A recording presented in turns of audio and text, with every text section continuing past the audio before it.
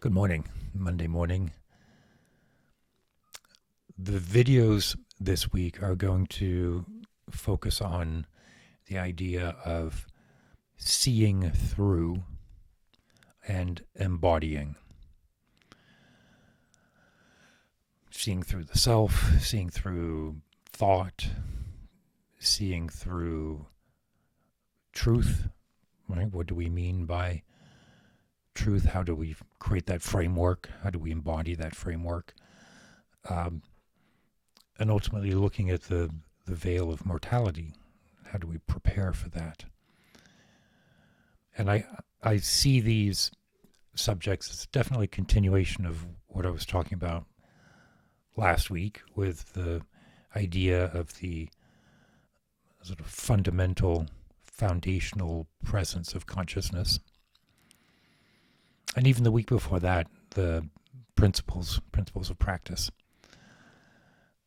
This week is more experiential, more.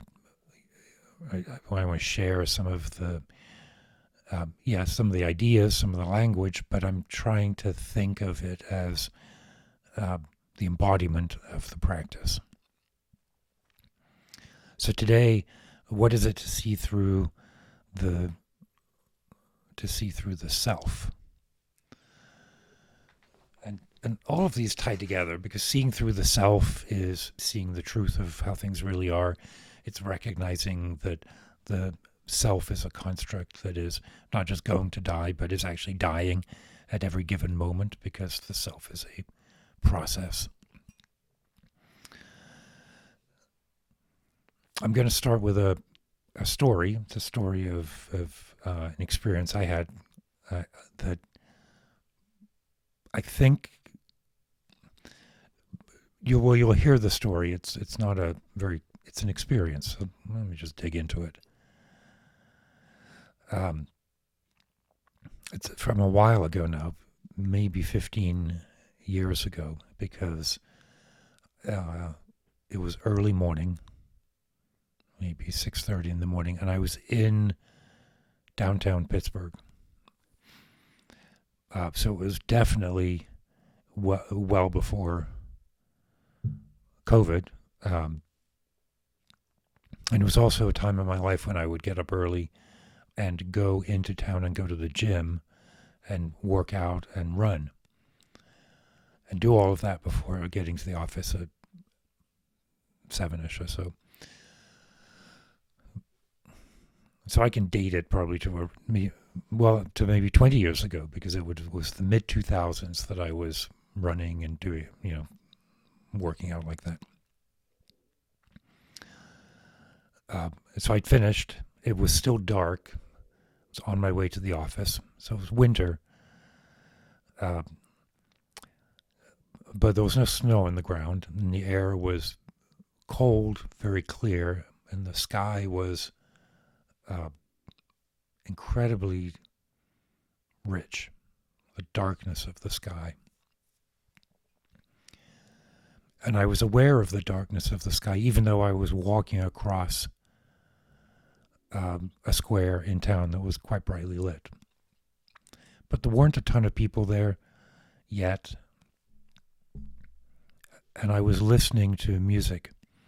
I had headsets in and I was listening to Messiaen. I was listening to the piano pieces, Vent Regard sur l'Enfant Jesus. The 20 regards, 20 contemplations on the birth of Jesus. I don't remember which one. There are 20 of them.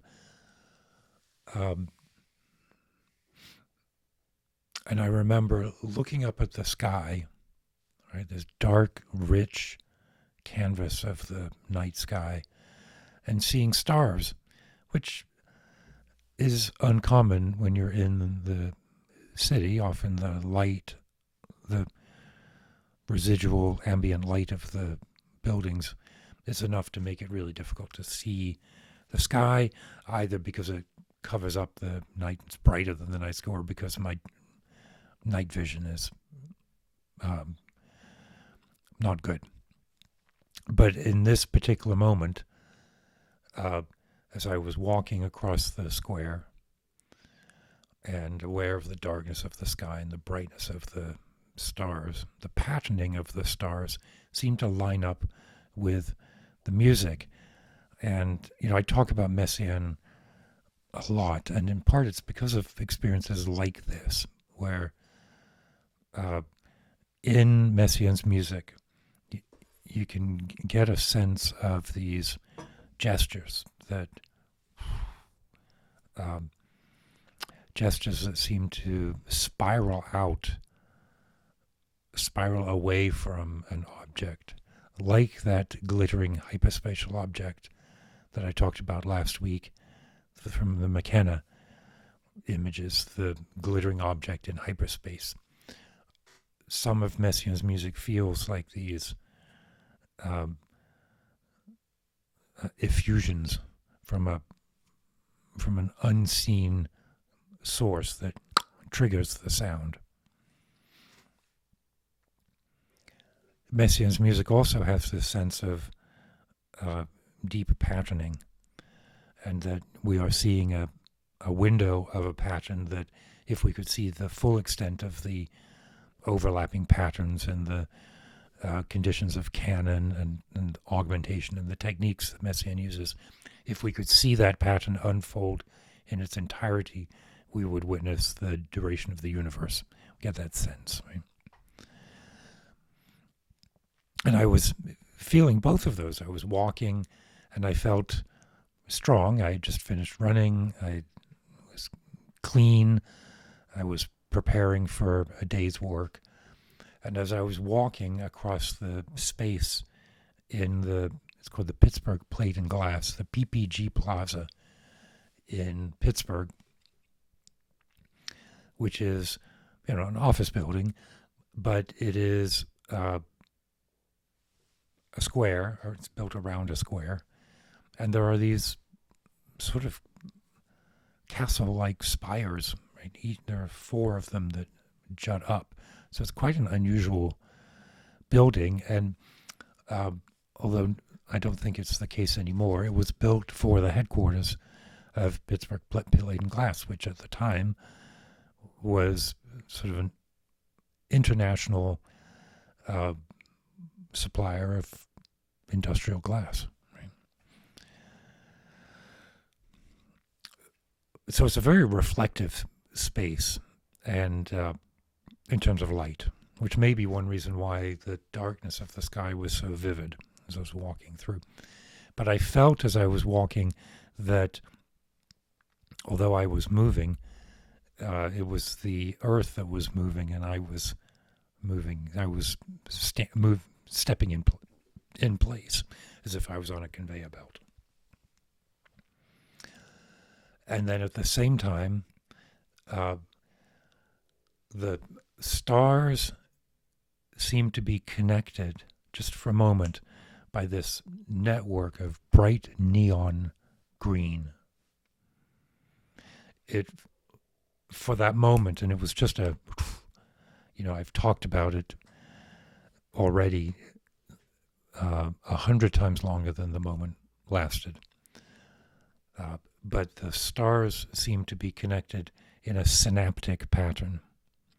Right? It looked like what I would imagine the synapses of the brain look like, as if the processing and experience inside my head was reflected and it was very clearly neon green that was connecting the bright dots of the stars.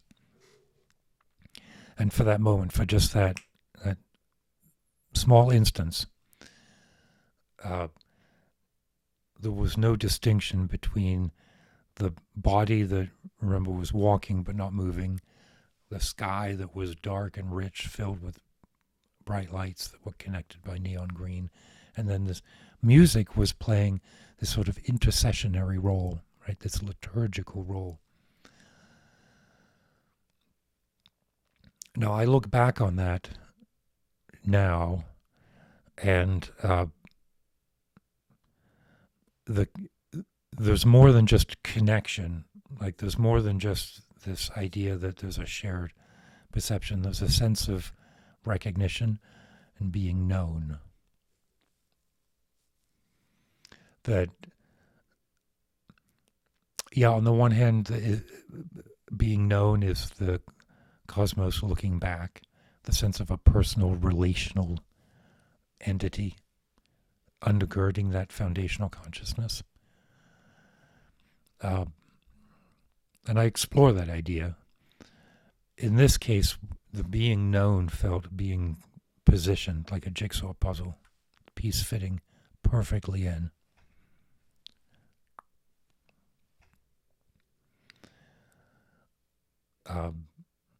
It also felt like maybe an anticipation of mortality that spread out across the sky in a bright neon splurge of music might be what it feels like to be dead. But this veil of the self absorbed into this sensation of being known. I would not have said this 20 years ago, although I did write about it. It's in my book. But I put a lot on that experience. Now, looking back, the things that are important to me are sort of the correct positioning of perception, so that we're not mistaken in our intentions or in our actions, in my intentions. Let me make this embodied. My intentions, my actions, my thoughts are unfolding with this this directive of, and undergirding it all is the sense of being known. And the times that I am frantic in my practice, the times that I lose confidence, are the times that I don't feel seen. And being seen has this sense of fitting.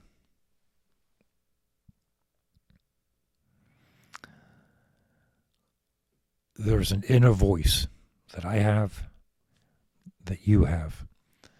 And that inner voice is what I try to tap into in these videos,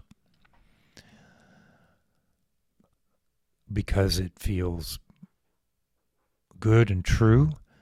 But one of the reasons it feels good and true is that that voice exists in all of you.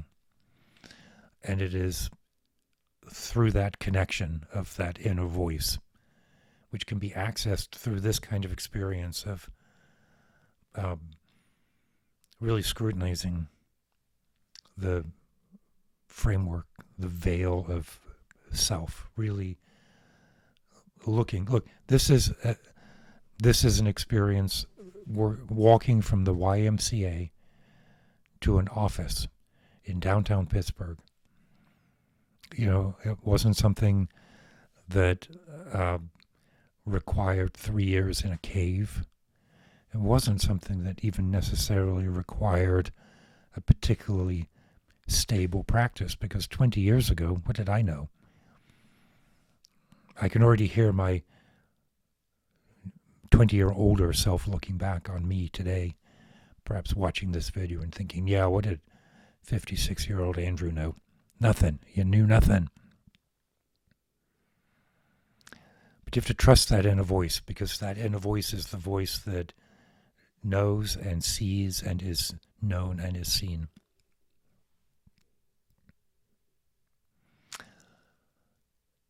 Let's end there for today. For the rest of the week, then, looking through the lens of self, looking through the lens of death, looking through the lens of thought, like truth. What passes through the veil? What is the content and quality of that veil? And how can we embody it? the embodiment of the practice. Yeah? It was a good week. It's Easter week, so it's a good time to be really drilling in, drawing in. But if you have any questions, anything that comes up, drop me a comment. Thursday will be Q&A, as always. So this is a good week to send some questions. But otherwise, keep your wits about you.